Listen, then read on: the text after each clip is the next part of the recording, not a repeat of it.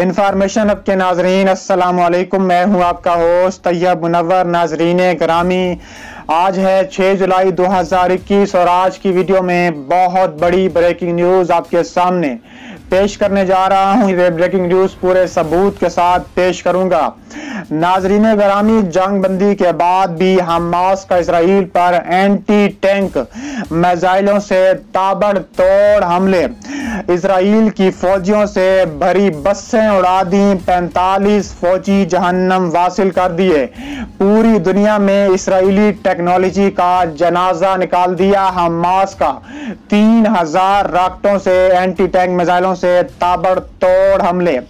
Video में आगे बढ़ने से पहले अगर आप हमास से मोहब्बत और फलस्तीन को सपोर्ट करते हैं, हमारी वीडियो को लाइक करने के साथ साथ चैनल को सब्सक्राइब करके बेल आइकन पर जरूर क्लिक कर दें। नाजरीन ग्रामी, जंग बंदी के बाद हमास का इसराइल पर कारी ज़रब, एंटी टैंक मिसाइलों की पूरी फौज इसराइल पर दाग दी, 3000 रॉकेटों से ताबड़तोड़ कार्रवाइयां।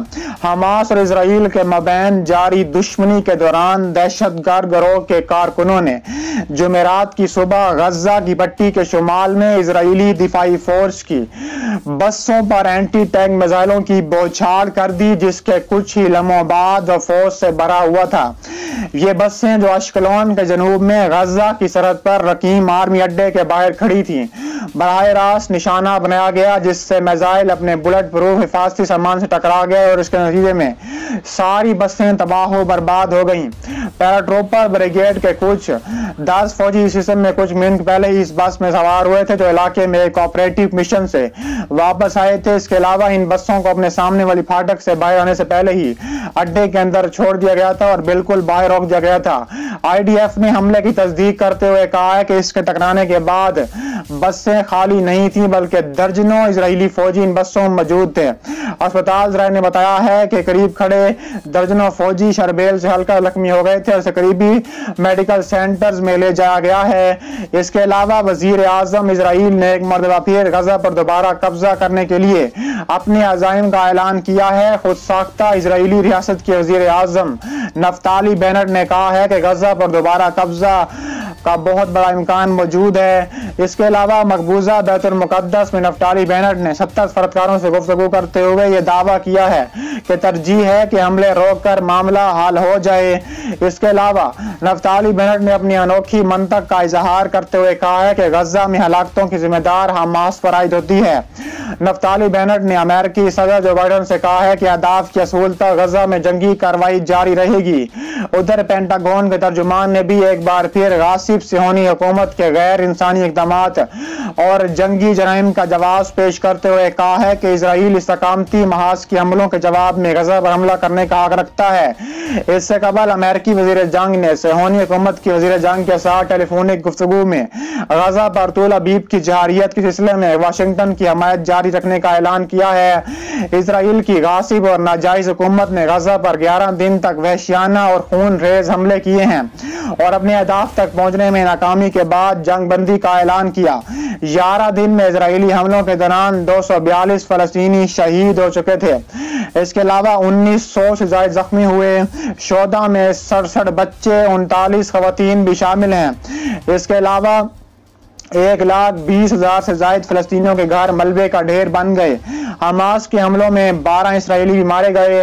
इतलात के मुताबिक इसराइल की दाखिली सिक्योरिटी कौंसिल ने ऐलान किया है कि गजा में जंगबंदी से मुतल्लिक हमने मिस्र को आगाह कर दिया है। इसराइल के 12 और 13 टीवी चैनलों ने भी जंगबंदी से मुतल्लिक इसराइली काबीना के फैसले की तायद की। फलस्तीनी इस्तकामती तहरीक जिहाद इस्लामी फलस्तीन के सेक्रेटरी जनरल ज़ियादुन नखाला ने कहा है कि इसराइल दहशतगर्दी की तमाम हदें पार कर रहा है। उन्होंने कहा है कि अल-कुद्स शरीफ के लिए जान हमारी लड़ाई अपने 11वें रोज में दाखिल हो चुकी है, जबकि गुजरने वाला हर एक दिन पूरे फलस्तीन के चप्पे चप्पे पर बेरहम से होनी कातलों की जिल्लत और ख्वारी में इजाफे का बायस है। ज़ियादुन नखाला ने कहा है कि हम इस शहर के दिफा में तौहीन और अजनबी यहूदी शनाख्त से आलूदा किए जाने की हर साजिश का डट कर मुकाबला करेंगे और यही हमारी कौम और इसकी मुज़ाहिमत का रास्ता है, जिसे हम आखिरी फतह के बगैर कभी तर्क न करेंगे।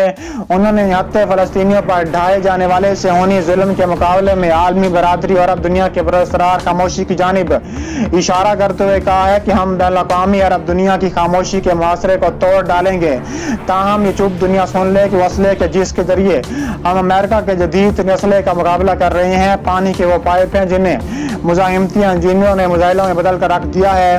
उन्होंने जोर देते हुए कहा है कि काबिज सेहोनी अपने तमाम पेशरफ्ता तरीन अस्करी और सामान के बावजूद आम फैसले के हामिल गजा से मुकाबले के ताब नहीं रखते।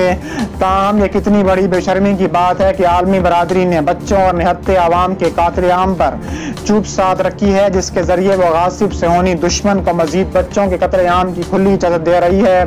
ज़ियादुन नखाला ने कहा है कि आलमी बरादरी अरब दुनिया सुन ले कि हमारे खिलाफ मौजूद सख्त तरीन सरहदी माशरे ने हमें खुराक से भी महरूम कर रखा है।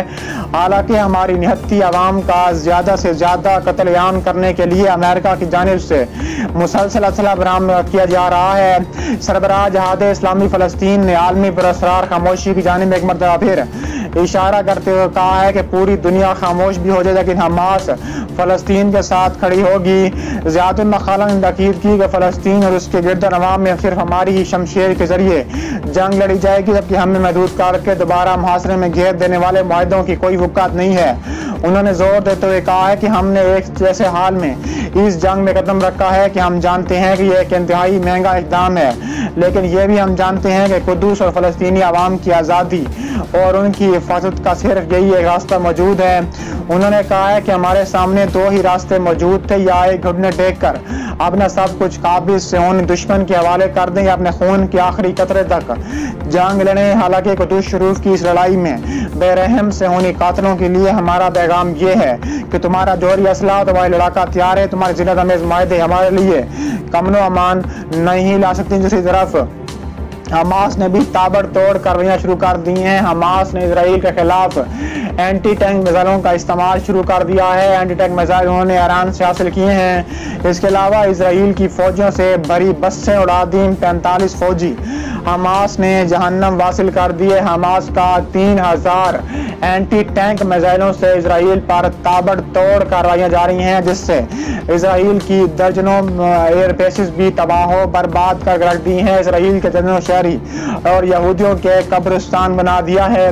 हमास ने मजीद हमलों का अंदिया देते हुए कहा है कि हम मजीद हमले करेंगे ताकि इजराइल को उसकी औकात याद दिला सकें। उन्होंने कहा है कि इजराइल समझता है कि वो इस तरह के और छेद कंडे इस्तेमाल करके हमें चुप करा देगा, लेकिन ये उसकी भूल है।